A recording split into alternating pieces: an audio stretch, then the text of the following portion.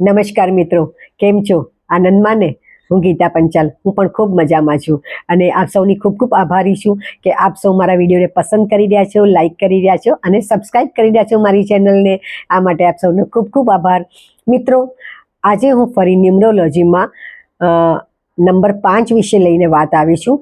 આ પહેલાં મેં નંબર 1 એટલે કે સૂર્ય, નંબર 2 એટલે કે ચંદ્ર, નંબર 3 એટલે કે ગુરુ, નંબર 4 એટલે કે રાહુ અને નંબર 5 એટલે કે બુધ, જેમનો અધિપતિ ગ્રહ બુધ છે, જેમની જન્મ તારીખ 5, 14 અને 23 છે અથવા જેમની જન્મ તારીખનો સરવાળો 5 થાય છે, એમના વિશે હું આજે વાત કરી રહી છું કે એમનું વ્યક્તિત્વ કેવું છે, એમના ગુણ કયા છે, એમનામાં કઈ ખામીઓ છે, કયા દોષ છે, જેનું નિવારણ કરે તે લોકો સફળતા મેળવી શકે એમ છે. તો મિત્રો, ચાલો શરૂ કરીએ નંબર 5 વિશેની વાત. નંબર 5 વિશે વાત કરતા પહેલા કહી દઉં કે બુધનું જે લોકોનું આ છે ગ્રહ છે, એનું તત્વ એર છે, એટલે કે વાયુ એનું એલિમેન્ટ છે. અને એ લોકો કેવા હોય છે? એ લોકો વાયુ એટલે સદાય ફરતો રહે. જો એ વાયુ માપસર ન ફરે તો આપણને ગમે છે, પણ જો વાયુના સ્વરૂપ વાવાઝોડું પકડે તો એની મુશ્કેલી આવી શકે છે. તો એના વિશે હું આગળ તમને વાત કરીશ, માટે વિડીયો આખો જોજો અને શરૂઆતથી લઈને જોજો, જેથી તમને ખ્યાલ આવે. અને હા મિત્રો, હું દરેક વિડીયો પછી એની નોટ મૂકું છું, તો એ પણ તમારા કામમાં ઉપયોગી થઈ પડતી હશે એવું મારું માનવું છે. આનો શુભ રંગ છે ગ્રીન કલર. તો એ લોકો માટે ગ્રીન કલર બહુ શુભ છે, લીલો કલર છે, શુભ છે. અને સારો દિવસ કયો છે? બુધવાર છે. આમ પણ આપણે કહેવાય છે કે બુધવારે બેવડાય અને બુધ કામ શુભ. તો બુધના દિવસે તમે શરૂ કરો કામ તો એ બેવડાય છે અને એ શરૂ થાય છે અને શુભ મનાય છે. તો માટે આ બુધવારને પણ આવી રીતે એક એનું આગવું મહત્વ છે. હવે આનું વાત કરું કે એના વ્યક્તિઓ કેવી હોય છે અને આ દિવસે જન્મેલી વ્યક્તિઓ કેવી હોય છે અને શું કરતી હોય છે. તો આ લોકો છે એ જે ખૂબ હિંમતવાળા, સાહસી, મલ્ટી ટેલેન્ટેડ હોય છે અને ખૂબ સારી સંવાદ કરવાની એમની કળા એવી હોય છે, જેના કારણે એ લોકો પોતાનું કોઈ પણ કામ આસાનીથી સંવાદ કરીને કરાવી શકે છે. આ લોકો મલ્ટી ટેલેન્ટેડ હોય છે, એટલે એક સાથે ઘણા બધા કામ એ લોકો કરી શકે છે. એ લોકોમાં એવી સરસ મજાની આવડત હોય છે. એ લોકો નવું નવું શીખવાવાળા હોય છે અને ધગસવાળા હોય છે. આ લોકોને કોઈ પણ કામ કરવામાં ક્યારેય કંટાળો નથી આવતો અને એ સતત એ લોકો કામ કર્યા કરે છે. અને તેને પવનનો સ્વભાવ કેવો છે? સતત વેગીલા રહેવું, સતત વહેતા રહેવું. એમ આ લોકોનો સ્વભાવ પણ એવો છે, સતત કામ કરતા રહેવો, એવો એ લોકોનો સ્વભાવ હોય છે. મિત્રો, આ લોકોમાં એક બીજી ખૂબી એવી હોય છે કે એ લોકો કેવા હોય છે? બહુ આમ લોયલ હોય છે. અને એ લોકોને જ્યારે કોઈના પર કામ કરતા હોય ત્યારે એ લોકો એકધારું કામ કરી શકે છે, સતત કરી શકે છે અને એ લોકો પોતાના કામ પ્રત્યે ખૂબ વફાદાર અને નિષ્ઠાવાન હોય છે. તો આ લોકોનું આ એક સારામાં સારો ગુણધર્મ છે. આ લોકોને ટ્રાવેલ કરવી ખૂબ ગમે છે. આ લોકો સાહસિક હોય છે, ફરવું ખૂબ ગમે છે. એટલે એ લોકો હિંમતવાળા હોય છે. મિત્રો જુઓ, એ લોકોને કોઈ પણ જગ્યાએ મુસાફરી કરવાની હોય તો એ લોકો સૌથી પહેલાં આગળ આવે છે. હવે આ લોકોમાં એક બીજી ખાસિયત પણ છે કે એ લોકો કોઈ પણ પરિસ્થિતિને અનુકૂળ થઈ જાય છે. અને કોઈ પણ પરિસ્થિતિને અનુકૂળ થાય છે એના માટે એ લોકોમાં અનુકૂલનશીલતા બહુ સારી હોય છે અને એ લોકો કોઈ પણ કામ એટલે જ સારી રીતે કરી શકે છે, કારણ કે એ લોકોને ક્યારેય કોઈ પણ કામ કરવામાં એ લોકોને પરિસ્થિતિ કે સ્થિતિના વાંધા વચકા હોતા નથી. આમ આ બુધવાળા છે એ લોકોમાં ઘણા બધા સારા સારા ગુણો છે અને એ લોકોના ગુણો અપાર છે. અને મિત્રો, જોવા જઈએ ને તો આપણને એમાંથી ઘણું બધું શીખવા મળે છે કે સતત કામ કરતા રહેવું, નિષ્ઠાવાન રહેવું, પોતાના કામ પ્રત્યે એ લોકો ખૂબ જ સજાગ હોય છે અને એ લોકોને પોતાના કામ પ્રત્યે લોકોને ખૂબ જ કહીએ ને જાતનું આમ આદર ભાવ હોય છે. અને આવા લોકો હોશિયાર પણ બહુ હોય છે. મેં કીધું મલ્ટી ટેલેન્ટેડ છે, એ લોકો હોશિયાર પણ બહુ છે. એ લોકોને એક વખતમાં તરત વાત સમજાઈ જતી હોય છે અને વાતને કેમ વાળી લેવી એ પણ એ લોકોને આવડે છે અને પોતાની વાત બીજાના ઘરે કેમ ઉતારવી એ પણ એ લોકોને ખબર હોય છે. તો આમ આ બુધ ગ્રહવાળા જે છે એ લોકો મલ્ટી ટેલેન્ટેડ તો છે, સાહસવાન છે, હિંમતવાન છે, અનુકૂલન સ્થિતિવાળા છે અને પ્રમાણિક પણ ખૂબ છે. તો આ બુધના આ વિશિષ્ટ ગુણો છે. હવે આ જો બુધવાળા છે એમાં કઈ ખામી છે તો એના વિશે હું આપને વાત કરું છું કે એ લોકોમાં, કારણ કે જો ગુણ હોય ને તો ક્યાંક અવગુણ પણ થોડા હોય, ખૂબી હોય તો ખામી પણ હોય જ. એક સિક્કાની બે બાજુ છે. તો એના વિશે હું આગળ આપણને વાત કરું છું. બન્યા રહેજો મારી ચેનલમાં.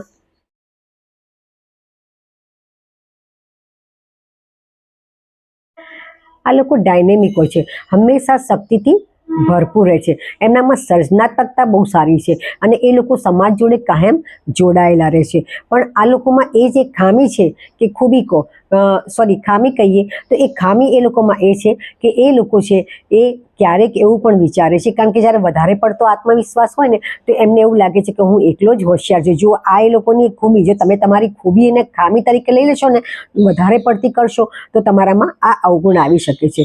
તો તમે ક્યારેક માને છે કે હું એકલો જ હોશિયાર છું, મારામાં જ બધી આ બુદ્ધિ છે, હું બધું કામ કરી શકું છું, તો એ લોકો અહંકારી બની જાય છે, વધારે પડતા આત્મવિશ્વાસી બની જાય છે અને એનામાં એ લોકોને ક્યારેક નુકસાન થઈ શકે છે.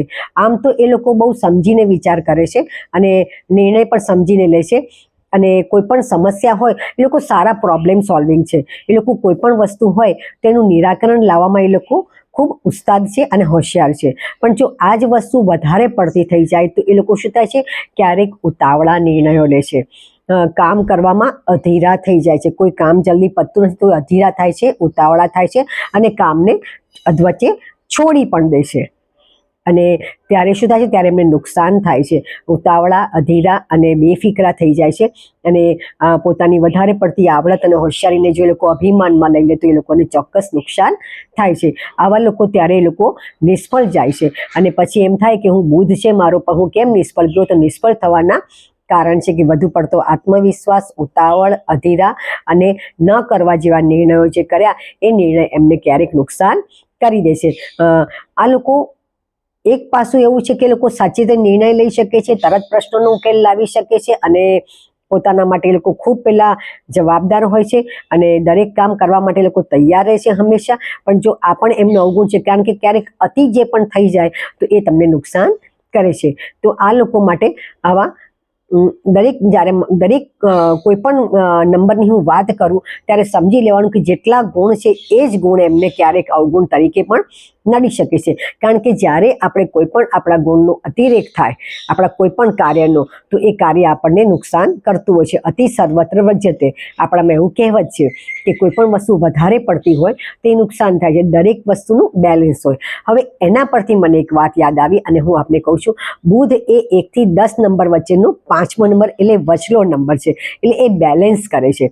એ આપણી પંચેન્દ્રિયોને બેલેન્સ કરે છે. આપણી 5 ઇન્દ્રિયો પર બુધનું કામ થાય છે અને જો 5માંથી એક પણ ઇન્દ્રિય ના ચાલે તો શું થાય? જેમ કે આપણી આંખ, નાક, મુખ, કાન કે આપણી ત્વચા, આપણી 5 ઇન્દ્રિયો ના ચાલતી તો આપણને શું થાય છે? આપણને શારીરિક તકલીફ છે એવી આપણને ખબર પડે છે. તો આપણી આ 5 ઇન્દ્રિયોને બેલેન્સ કરીને રાખે છે. એટલે એ જીવનમાં બેલેન્સ કરવાનું કામ પણ કરે છે મિત્રો.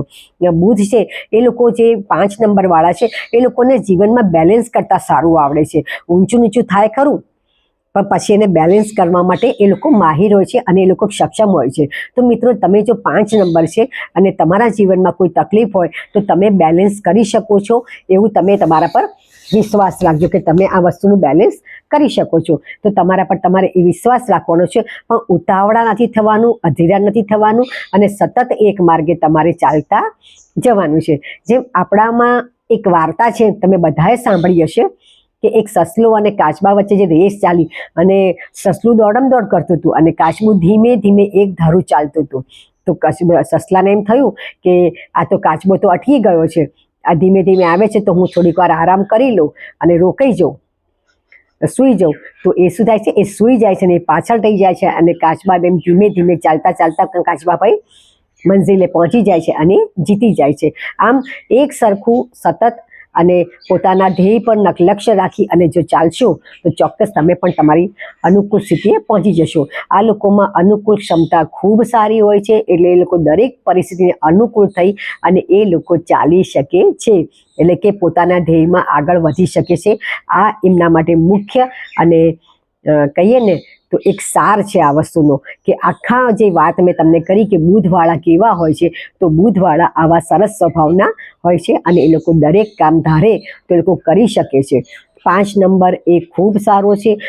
ગ્રીન નંબર મિત્રો, ઘણાને આપણને ખબર પણ હશે કે ક્યારેક જ્યોતિષો પાસે તમે જશો તો કોઈને કઈ વસ્તુ કામ ના કરતી હોય, ધંધો ના ચાલતો હોય કે કોઈ બીજી વસ્તુ હોય નડતી હોય કે કેવું હોય કે આમ કે પ્રગતિ અટકી ગઈ છે, તો એમને બુધનો રંગ પહેરવાની સલાહ આપવામાં આવે છે. ગ્રીન કલરનો પન્ના કે તમે આ પહેરો, બધું ચાલવા માંડશે. કારણ કે ચાલતા રહેવું ને એ જીવન છે.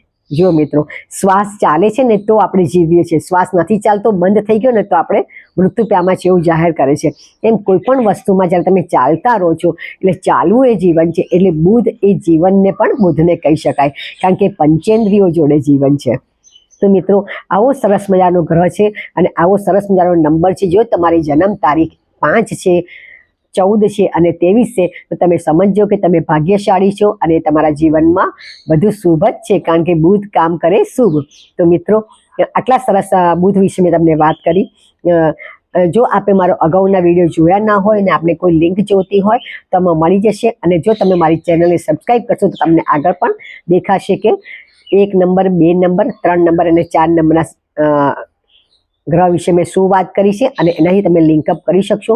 હા મિત્રો, કોઈ પણ કામ, કોઈ પણ વસ્તુ, કોઈ પણ માણસ તમારા માટે પ્રેડિક્શન કરે છે, કે છે, વાત કરે છે, પણ તમે જ્યારે એને અનુસરો છો ત્યારે જ તમને એ કામ લાગે છે, બાકી તમને કામ લાગતી નથી. તમે બીમાર છો ને ડૉક્ટરને ત્યાં દવા લેવા જાઓ છો, દવા લઈને આવો છો ને દવા ખાઓ છો તો જ તમને ફાયદો કરે છે, બાકી મૂકી રાખો દવાનું પડીકું તો તમને ફાયદો થતો નથી. એમ આ મારી જે વાત છે હું તમને કરું છું કે કેવી રીતે તમને સફળતા મળે, કેવી તમે શું કરવું જોઈએ. જો તમે માનશો ને એના પર કામ કરશો તો તમને ચોક્કસ ફાયદો થશે, એવી મારી તમને ગેરંટી છે.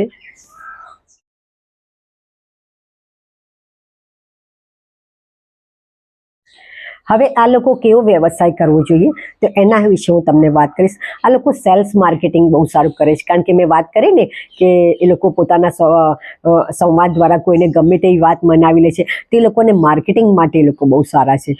હવે કીધું કે લોકો મુસાફરીને ટ્રાવેલ કરવાનું પસંદ કરે છે, તે લોકો ટ્રાવેલિંગનો બિઝનેસ ખૂબ સારી રીતે કરી શકે છે. બીજી વાત કરી કે લોકો સંવાદ સારી રીતે કરે છે, પોતાની વાત ગળે ઉતારે છે, તે લોકો પબ્લિક રિલેશનનું કામ કરે તો પણ એમને ખૂબ ફાયદો થઈ શકે છે. અને હા, સાહસની વાત ધરાવે છે એટલે લોકો એન્ટરપ્રિનર એટલે કે સાહસિક ઉદ્યોગપતિ એ લોકો બની શકે છે. તો એમના માટે આ બધા જ વ્યવસાય ખૂબ સારા છે અને એ કરી શકે છે. જો તમે બુધવાળા છો અને તમને લાગે કે તમારામાં એક પણ ગુણ છે તો તમે એના પર કામ કરી અને તમારો આ ધંધો ચાલુ કરી શકો છો. તમને ટ્રાવેલ કરવું ગમતું હોય તો તમારી એ ખૂબીને તમારે એને ટ્રાવેલિંગ કંપની તરીકે તમે એને બનાવી શકો છો અને કામ કરી શકો છો. તો મિત્રો, જો તમને મારો આ વિડીયો ગમ્યો હોય તો એને લાઈક કરજો, શેર કરજો અને સબસ્ક્રાઈબ કરજો. અને હા, નોટ વાંચવાનું ભૂલતા નહીં અને લોકોને પણ કહેજો, કારણ કે લોકોને ઉપયોગી થઈ પડે તો આપણે ઘરે બેઠા તો આટલું કામ કરી શકીએ છીએ કે ભાઈ આ એક સારું વિડીયો છે અને તમે જુઓ અને તમારો ઉપયોગી થઈ પડે તો મને ખૂબ આનંદ થશે. મિત્રો, એક શુભ ભાવના સાથે જ આપ સૌને મળી રહી છું અને ત્યાં સુધી હોશમાં રહો, સ્ત્રોતમાં રહો અને ખુશ રહો. મિત્રો, આપ સૌનો ખૂબ ખૂબ આભાર મારા વિડીયોને પસંદ કરવા અને લાઈક કરવા, શેર કરવા અને સબસ્ક્રાઈબ કરવા. નમસ્કાર.